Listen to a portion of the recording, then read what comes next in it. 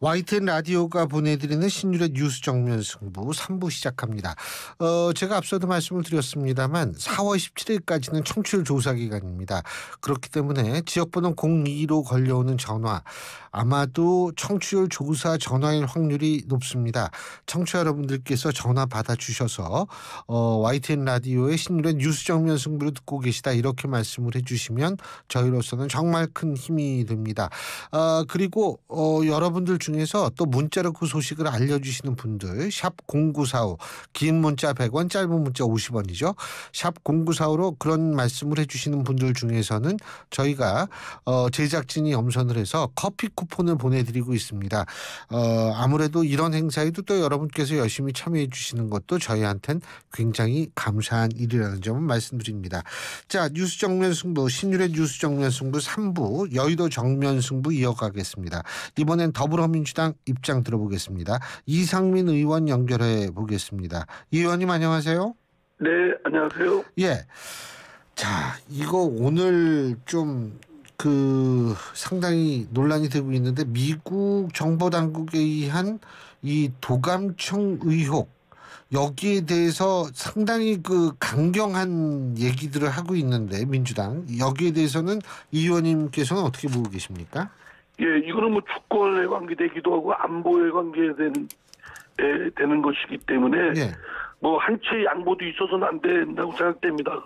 그동안 미국 정보부 당국이 사실 상대 진영 무슨 러시아, 소련이나 뭐 러시아나 중국에 대한 것뿐만 아니라 동맹국의 권부의 핵심에 대해서까지도 그런 도청을 일삼아 왔고 그것이 발각되면 앞으로는 그런 일 절대 없겠다라고 몇 번에 걸쳐서 다짐을 했는데 계속 되풀이되고 있거든요. 이거에 대해서는 한치도 물러서거나 유야무야 넘어갈 일은 아니라고 생각됩니다. 예. 그러니까 이번에 뭐 일각에서는 한미 정상회담 같은 경우에도 이걸 뭐 연기를 하든지 뭐 해야 된다라는 얘기가 민주당 내에서 나오고 있는데 어떻게 보세요? 글쎄 지금 한미 간의 정상회담이 예정돼 있고 그 준비를 위한 것들이 되어 있는데 예. 그 도청 문제 때문에 이거를 다 연기하게 될 경우에 자칫 또 예상치 못한 파열음이 나올 수 있기 때문에 예. 정상회담은 예정대로 하되 정상회담 하는 이전이라도 강력히 항의하는 건 물론이고 예. 또 정상회담을 하면서 윤석열 대통령이 바이든 미국 대통령한테 이 점에 대해서 강력한 지적 더 이상의 그러한 조치가 그러한 행위가 있지 않도록 약속을 받아둔 그런 것들이 필요하다고 생각됩니다. 오히려 정상회담을 활용해야 되겠죠. 예, 오히려 정상회담을 활용해야 된다. 알겠습니다. 자, 그리고 미국에 체류 중인 이낙연 전 대표, 민주당 이낙연 전 대표가 장인상을 치르기 위해서 지금 귀국을 했는데 여기에서 이재명 대표도 상가집에 방문을 해서 조문 정치 뭐 이런 단어도 나오더라고요.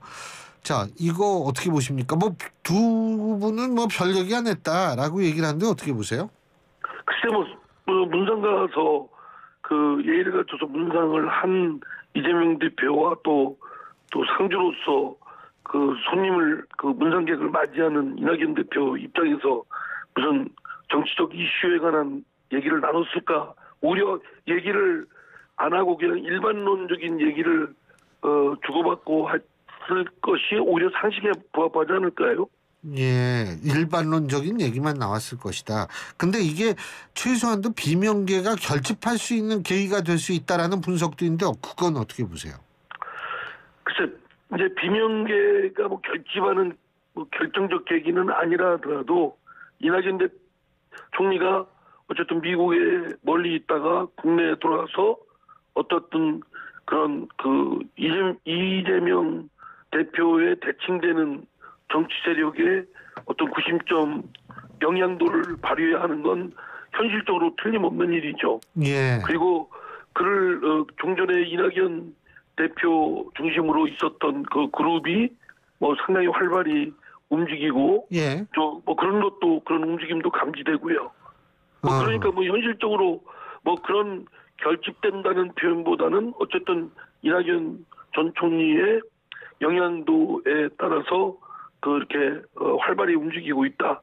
뭐 그 정도 말씀드릴 수 있을 것 같습니다. 지금 그러니까 그 NY계라고 얘기를 하는 그쪽에서 좀 활발히 움직이고 있다 이 말씀이시죠? 아무래도 그렇습니다. 저도 어제 문상을 다녀왔는데요. 예. 뭐 제가 이렇게 보기에는 좀 그런 것 같습니다. 많은 분들이 오고 가면서 이낙연 총리를 중심으로 이렇게 모였던 분들이 아무래도 이제 중심되는 인물이 오시면 마음에 의탁도 생기고 또 뭔가 에너지가 또 나오고 그런 거 아니겠습니까? 예. 오히려 뭐 그거는 뭐 자연스러운 모습이라고 생각됩니다.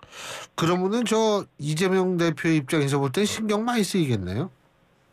아니 뭐 이재명 어느 저 집단위구 간에 자신만 지지하는 그런 그룹이 있는 것이 아니고 예. 자신에 대한 비판적인 부분이 있는 건 오히려 그것이 자연스러운 또 특히 정치 집단인 그 더불어민주당에서는 오히려 여러 세력들이 뭐 견제와 긴장 관계 또 협업 뭐 이런 것들이 자주 활발히 이루어지는 것이 뭐 바람직하다고 저는 생각되고요. 우선 뭐 이낙연 대표 아니라 저도 지금 이재명 대표에 대해서 비판적인 입장을 계속 견지해 왔다. 당연하죠. 예, 그럼요. 예. 근데 이제 그러니까 뭐 그런 것들은 뭐 이재명 대표가 더 신경 쓰기보다는 긴장을 더 높여서 뭐 좀 올바른 판단과 결정을 할 수 있도록 그걸 활용하면 그렇게 될 수 있지 않을까 싶습니다. 올바른 판단과 결정. 그것과 연관이 돼서 여쭤볼게. 올바른 판단과 결정 결국은 이재명 대표 본인이 이재명 자신의 체제로 총선을 치를 수 있을까를 그 객관적으로 바라봐라 이런 의미십니까? 그런 측면도 포함되어 있죠. 모든 게 자기 객관화하기가 쉽지 않은. 예. 지금 당 대표직을 맡고 있기 때문에 매우 엄중한 그 책무를 갖고 있지 않습니까? 예. 당이 어쨌든 국민들로부터 지지와 신뢰를 얻도록 해야 되는데, 근데 그와 자기 모순적인 것이 이재명 대표의 사법적 의혹, 사법적 어떤 리스크가 결국은 당에 무거운 짐이 되고 먹구름이 되고 있는 건 틀림이 없거든요. 당내에서 많은 지지를 받고 있는 이재명 대표가 또한 당으로서는 또 여러 가지 리스크를 부담을 지우는 현실이 있기 때문에 이걸 타개하는 데 있어서는 이재명 대표의 그 중요한 결단이 필요하다고 보는 겁니다. 결단. 근데 이재명 대표가 만일 연말 정도까지 대표직을 해서 공천의 대략적인 윤곽을 만들고 그 이후에 물러나는 거 이거는 결단이 아니라고 보세요? 아니 왜 그런 그 욕심을 내나요? 왜 연말까지 본인이 뜻한 바 뭐 공천의 어떤 구도나 시스템을 만들고 뭐 그다음에 물러나겠다라는 그 미련을 왜 갖는지 모르겠습니다. 지금 이재명 대표 본인이나 당에 미치는 현실적인 문제는 그 사법적 의혹을 누명을 벗는 것이 첫째해야 될 일입니다. 그래서 이재명 대표가 그 사법적 의혹에 대한 그런 의심 이런 부분을 누명을 벗고 명예롭게 복귀할 생각을 해야지 왜 총선에 영향을 입혀서 이재명 대표의 구도대로 만들겠다 이런 것은 저는 그건 뭐 좀 적절치도 않고 헛된 생각이라고 생각합니다. 예. 민주당에는 이미 당원 단계에 따라서 공천 여러 가지 제도가 시스템적으로 되어 있고 그거를 공정하게 또 결함 없이 수행하면 될 일인데 왜 연말까지 내 구도대로 어떤 거를 만들고 그 다음에 물러나도록 한다는 그것이 왜 그러냐 이거죠. 그건 미련일 뿐이고 집착이라고 생각됩니다. 공천 시스템이 마련돼 있다. 그런데 말이에요. 오영환 의원, 민주당 오영환 의원이 현역 국회의원 최초로 불출마 선언을 한 모양이에요. 예? 상대를 악마하는 정치 현실에서 아무것도 못 바꿨다. 이 오영환 의원의 불출마 선언을 계기로 이른바 시스템이라고 하셔서 제가 여쭤보는 건데 물갈이의 신호탄이라고 볼 수 있나요? 아니 글쎄 물갈이라는 것이 인위적으로 어떤 특정 세력이나 특정인의 뜻대로 뭐 갈아치우는 것은 반민주적인 것이죠. 퇴행이고. 예. 뭐 그러나 그 당의 여러 가지 경선 과정도 있고 뭐 그러면서 현역이 또 아닌 다른 사람이 그 공천을 받을 수도 있는 거니까 예. 그거에 대해서는 일률적인 어떤 뭐 물갈이다 이런 표현은 저는 거기 대입시키는 건 적절치 않다고 생각되고요. 오영환 의원의 경우는 출마를 포기한 것이 본인이 지금 현실 정치에 대한 어떤 책임을 다하지 못한 거에 대한 책임을 지겠다는 자세로 물러난 건지 예. 아니면 본인의 인생의 목표, 비전과 현실 정치와의 부적합이라든가 뭐 부합되지 않아서 자신이 적성에 맞는 뜻한 그 소방관의 길로 가겠다는 건지 뭐 그건 불분명하기 때문에 그건 제가 뭐라고 얘기할 수 없습니다만 누구나 정치 분야도 전문직이고 여기도 많은 실력과 경륜이 축적돼야 된다고 생각되고요. 예. 그리고 정치에서 자신의 정치적 꿈을 이룰 것인가 다른 길로 갈 것인가는 각각 자신들의 인생의 목표와 또 자신의 역량 또는 예. 적성 이런 것들이 해서 결정할 일이라고 생각됩니다. 개별적으로. 예, 알겠습니다. 자, 그리고 또 딴 것 좀 여쭤볼게. 그 윤석열 대통령의 부산 횟집 만찬이요. 예? 네. 그거 두고서 뭐 친일 논란도 일어나고 이러는데 대통령실은 엑스포 유치에 반대한 거냐? 지금 또 이렇게 나오고 있어요. 어떻게 보십니까? 저는 뭐 왜 갑자기 친일 논란이 나오고 뭐 그것이 또 뭐 엑스포 유치를 반대하느냐라고 뭐 이렇게 또 항변하고 하는 것이 너무나 좀 넉넉한 얘기들을 하고 있다 생각됩니다. 왜냐하면 지금 그 부산 횟집 대통령의 그런 것들이 다른 그 자신들이 사진기로 찍은 게 아니라 저 제3의 시민의 그 사진의 촬영에 의해서 찍힌 거 아니겠습니까? 그러면 대통령 경우는 어떻게 되는 겁니까? 국가 원수이고 뭐 대한민국 국가 안보의 최종 결정권자인 대통령의 그런 어떤 동선이나 여러 가지 전신 뭐 이런 다른 사람들과 어울리는 것이 그냥 그대로 드러났거든요.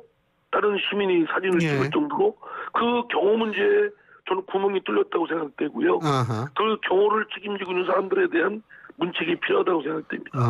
또 하나는 국민들이 눈에 비치기에는 자신들은 엑스포 유치를 위해서 모여서 뭐 술 한잔 했다고 할지 모르지만 국민들이 입장에서 보면 국민들은 민생에 어렵고 고달프고 힘들고 지금 하소연할 데 없다고 생각되고 있는 국민들이 대다수가 그러고 있는데 그런 횟집에서 어울려서 뭐 우리가 남이가라는 식의 그런 장면을 연출하는 것을 보면서 너무 한가롭다. 아니 엑스포 유치를 꼭 뭐 그렇게 모여서 횟집에 만나가지고 저 으쌰으쌰 해야 그게 엑스포 유치에 대한 결의가 되는 겁니까? 공직에 계신 분들이? 알겠습니다. 좀 제가 볼 때는 나사가 좀 죄송한 말입니다만 그 자리에 나사가 있는 분들이 풀려있다. 나사가 풀려있는 듯한 느낌을 국민들은 받게 될 겁니다. 아니 누구 하나 제대로 된 정신이 있다면 그런 모습을 어떻게 국민들한테 보입니까? 알겠습니다. 그리고 또 다른 거 여쭤볼 게 많아서 저 민주당 의원들 그 후쿠시마 문제로 일본 갔다 온 거 뭐 빈손 귀국이다 뭐 괴담이다 이러는데 여권에서는 어떻게 평가하십니까? 물론 그 들끓는 민심을 정부가 제대로 못하고 있기 때문에 야당으로서 직접 일본에 현지에 가서 그를 대변하겠다 뭐 이런 취지는 좋습니다만 준비는 매우 좀 부족했던 것 같고 또 그 준비가 부족했던 만큼 그 성과는 뭐 당연히 처음부터 예견됐던 거면 별로 없었다. 이런 점에선 좀 치밀한 준비, 특히 대외적 그런 국제관계에 관련된 것이면 치밀한 준비와 그에 합당한 실행을 해야만 될 일이지 그냥 의욕만 넘쳐서 그냥 이렇게 해서는 오히려 그 신뢰가 깎일 수 있다는 점을 유념해야 될 것 같습니다. 알겠습니다. 그 간단하게 하나만 더요. 최민희 전 의원의 방통위원 임명 놓고 거부권 지금 임명을 하지 않을 듯한 모습을 보이고 있는데 어떻게 보십니까? 저는 최민희 의원이 지금 방통위원으로서 적합하냐라는 점에 대해서는 저도 사실은 의문입니다. 워낙 저희 더불어민주당 편에서 그동안 매스미디어에서 앞장서서 정파적인 입장을 보여왔기 때문에 상대 진영이나 또는 중립지대에 있는 분들이 볼 때는 걱정이 많다는 점도 저는 충분히 이해됩니다. 그러나 이것은 예. 야당 추천 몫인데 예. 대통령이 뭐 거부한다 이런 얘기가 나오는 건 그 또한 대통령의 직무유기다라고 생각되고요. 예. 그렇게 막 양극단으로 치닫는 것은 매우 예. 어리석은 것이라고 생각됩니다. 알겠습니다. 예, 오늘 말씀 여기까지 듣겠습니다. 고맙습니다. 네, 감사합니다.